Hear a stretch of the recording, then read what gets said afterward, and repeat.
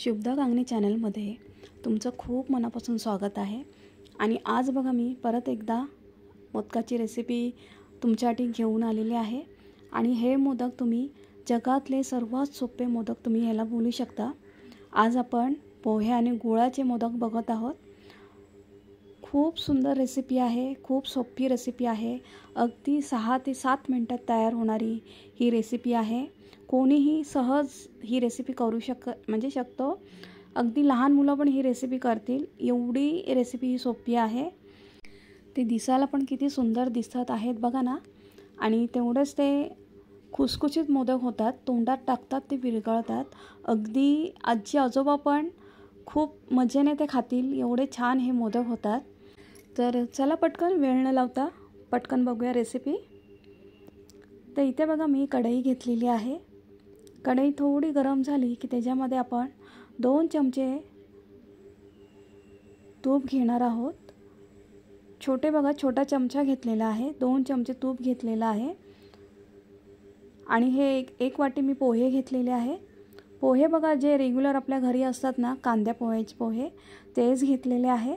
ते चाळणीने चाळून आणि स्वच्छ असे साफ करून घ्यायचे आहेत।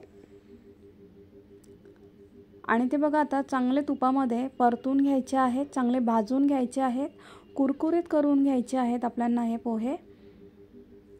आणि पोहे भाजताना मीडियम फ्लेमवर ठेवायचे आहे, त्याचा रंग चेंज नाही करायचा आहे आपल्याला। पोहे बघा मस्त असे कुरकुरीत भाजून झालेले आहेत। पोहे भाजायला काहीच वेळ नाही लागत, एकदा कढई चांगली गरम झाली ना की पोहे लगेचच ते भाजले जातात। पोहे मस्त कुरकुरीत झालेले आहेत। आता गॅस बघा मी बंद केलेला आहे। आणि आता पोहे बघा एका प्लेटमध्ये काढून घेते। प्लेट घेतलेली आहे बघा, त्याच्यामध्ये पोहे काढून घेते। आणि आता हे पोहे आपल्याला पूर्णपणे थंड करून घ्यायचे आहेत। थंड झाल्यानंतरच त्याची पुढची प्रोसेस करायची आहे।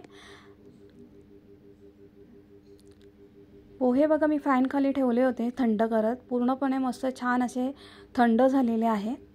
तर आता बघा मी मिक्सरचं भांडं घेतलेले आहे, त्याच्यामध्ये हे सर्व पोहे घ्यायचे आहेत आपल्याला। पोह्यांचा बघा भाजताना ना रंग बदली करायचा नाही आहे, फक्त आपण तूप टाकल्यामुळे त्याचा थोडासा रंग असा बदली होतो, पण असं भाजताना त्याचा पूर्ण असा रंग बदली करायचा नाही आहे। तर पोहे बघा मी भांड्यामध्ये घेतलेले आहेत मिक्सरच्या। आणि आता त्याचबरोबर मी 2 ह्याच्यामध्ये वेलची घेते आहे, अखंड वेलची घेतलेली आहे बघा। आता हे दोन्ही आपल्याला एकदाच फक्त एकच फिरकी मारून घ्यायची आहे।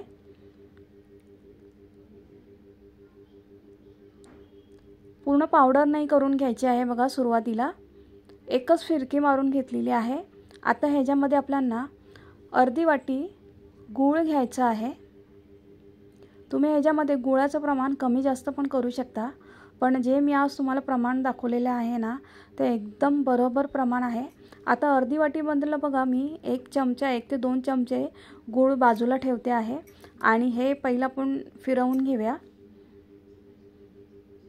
फिरवून घेतलेलं आहे बघा, मोदकाचं मिश्रण चांगलं तयार झालेलं आहे।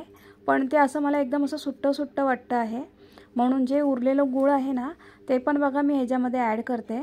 आणि परत एकदा ते आपल्याला फिरवून घ्यायचं आहे।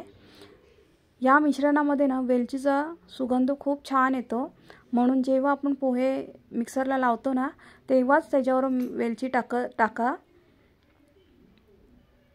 आता मिश्रण बघा मस्त झालेलं आहे, ते आता मी एका ताटात काढून घेते। मिश्रण बघा ताटामध्ये काढून घेते आहे। मिश्रण बघा ताटामध्ये काढून घेतलेलं आहे।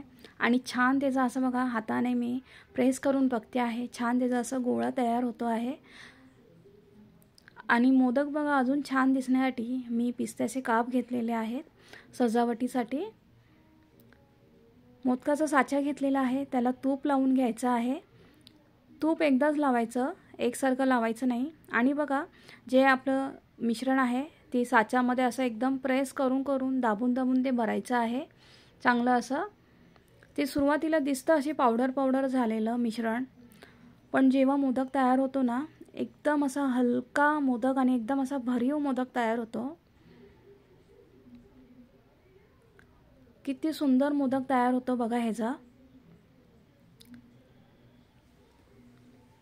खूप सुंदर मोदक होतात बघा, किती छान दिसतात आहेत मोदक.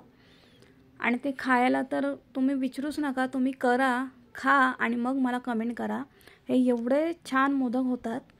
तर बघा आता मी तुम्हाला दाखवल्याप्रमाणे सर्व मोदक करून घेतलेले आहेत आणि 1 वाटी पोहे आणि अर्धी वाटी गूळ घेतलेला आहे आणि त्यातून बघा एवढे मोदक झालेले आहेत. आणि रेसिपी तर तुम्ही बघितलीच आहे, किती साधी सोपी आहे आणि मोदक पण दिसायला किती सुंदर आहेत, तेवढे ते खायला पण एकदम भारी लागतात. तुम्ही ही रेसिपी एकदा तरी करून बघा. आमच्या घरी 5 दिवस बाप्पा येतो, तर या 5 दिवसामध्ये मी हे मोदक एकदा तरी बनवते आणि आमच्या घरातले कोणी एक मोदक हा एकटा कोणी हे खात नाही, तर हे मोदक असे भरपूर करायला लागतात. चवीला तर विचारूच नका, हे मोदक खूपच छान लागतात. म्हणून परत सांगते, एकदा तरी हे मोदक करून बघा. तुम्हाला ही रेसिपी कशी वाटली मला नक्की कमेंट करून सांगा आणि चॅनलवर तर नवीन आला असाल तर प्लीज सबस्क्राईब करा.